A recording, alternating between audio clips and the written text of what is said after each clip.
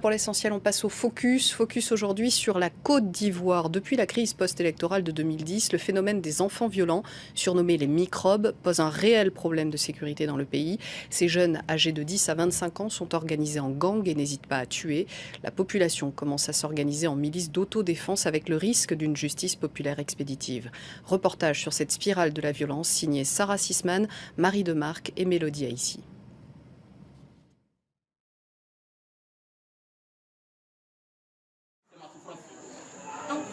Dans les quartiers nord d'Abidjan,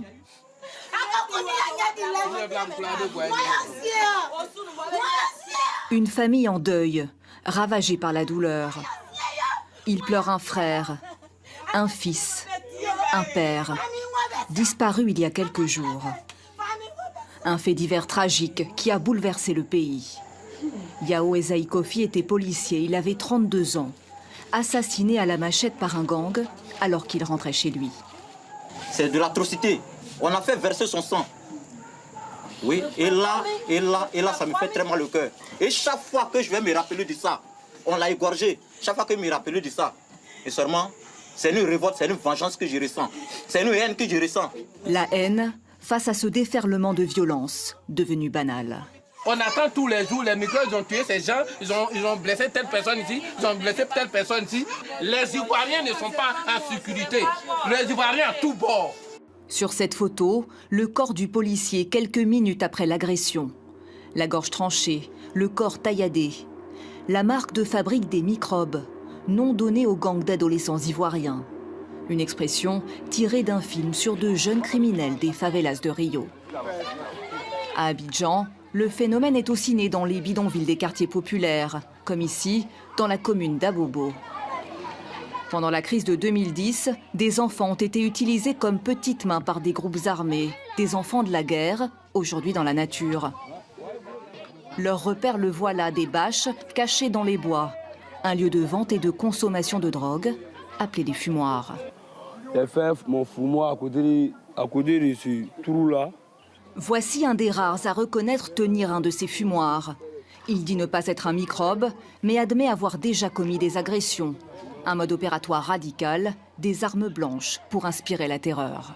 Tu as seulement qu'un couteau ou souvent une machette.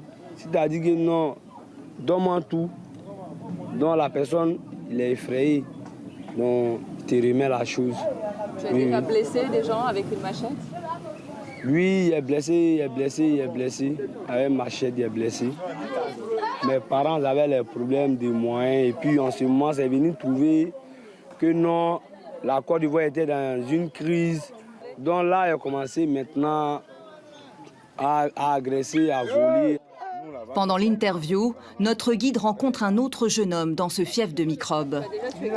Non, il n'a pas tué. Tu as blessé? Oui, il a blessé l'homme.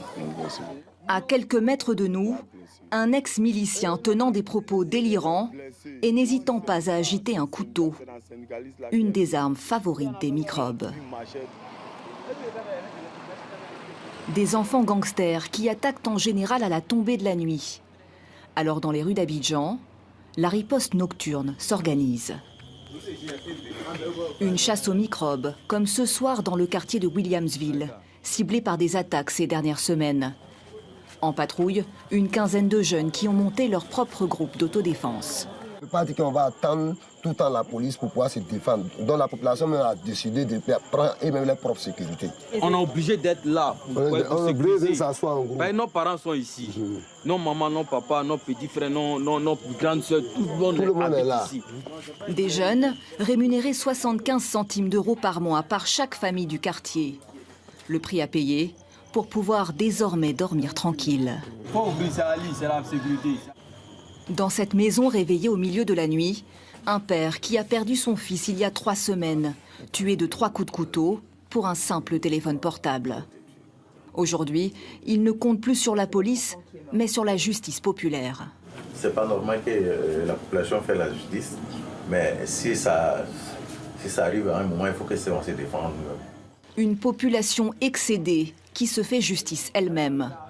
Comme ces derniers jours, avec plusieurs cas de microbes lynchés par la foule, dont 2 tués dans ce tas d'ordures. Une mort en direct, filmés par des habitants sur leur téléphone. La population a réussi à mettre la main sur les deux là, et puis ils ont déchaîné contre eux, et puis on les a tués. On les a tués avec quoi? Avec les bois, les cailloux, avec les propres machettes. Pour faire face au phénomène, en plus de nombreuses opérations de police, l'État ivoirien a mis en place un programme de réinsertion. Kanaté en est un des bénéficiaires. Cet ex-jeune gangster vient de passer 6 mois dans un centre de redressement où il a appris la couture. Dans cet atelier, pour lui, une formation complémentaire vécue comme une seconde chance. Je vois comme c'est une chance que Dieu m'a donnée. Donc j'essaie de prendre ces chances pour avancer à ça, pour voir qu'est-ce que ça va me donner demain.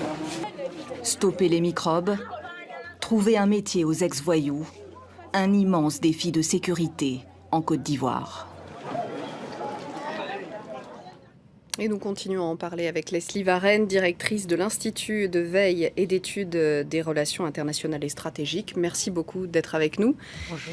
Je parlais tout à l'heure de spirale de la violence en lançant ce reportage. Est-ce que depuis 2010, le phénomène des microbes s'est aggravé? Est-ce que la Côte d'Ivoire s'enfonce dans une violence? Oui, le phénomène s'est incontestablement aggravé.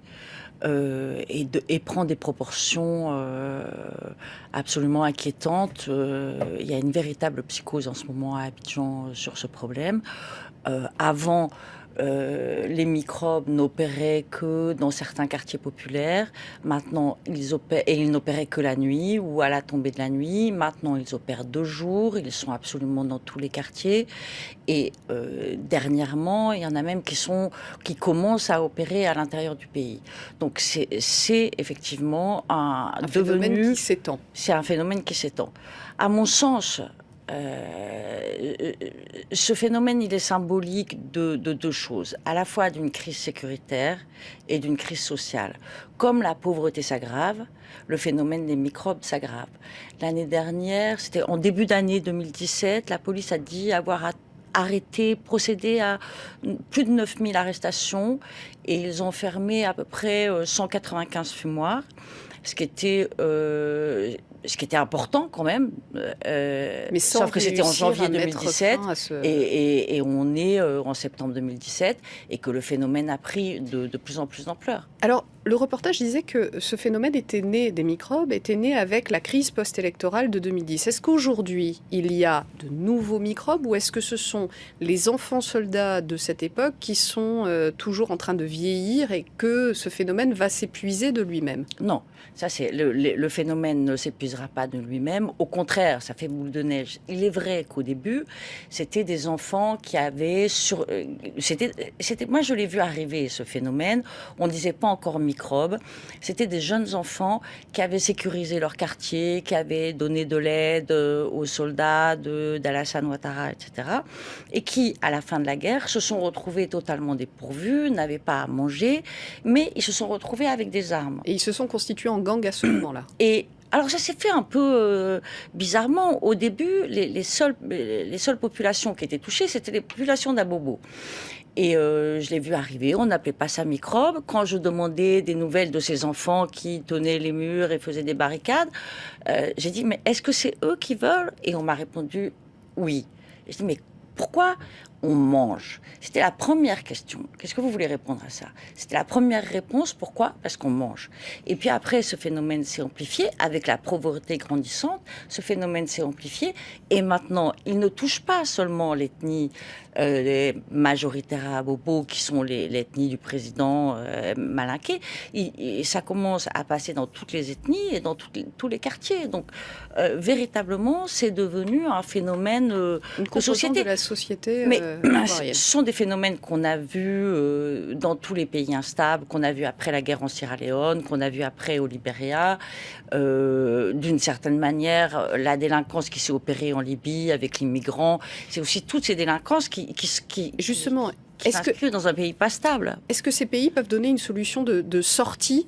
Est-ce qu'on a vu comment ces phénomènes s'épuisent dans ces pays qui ont vécu des crises violentes avant la Côte d'Ivoire? Alors, je pense que la première chose, c'est la stabilité sécuritaire. Or, en ce moment, vous le savez comme moi, Abidjan est traversé par des multiples crises sécuritaires, à la fois dans l'armée, avec les démobilisés, et avec le fait des microbes.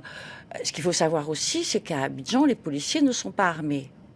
Depuis la crise post-électorale, le gouvernement a choisi, comme ces policiers avaient été nommés sous Laurent Gbagbo, par peur qu'ils ne soient pas fidèles, on n'a pas armé les policiers. Donc les policiers sont moins armés que les microbes. Ça devient difficile de les gérer.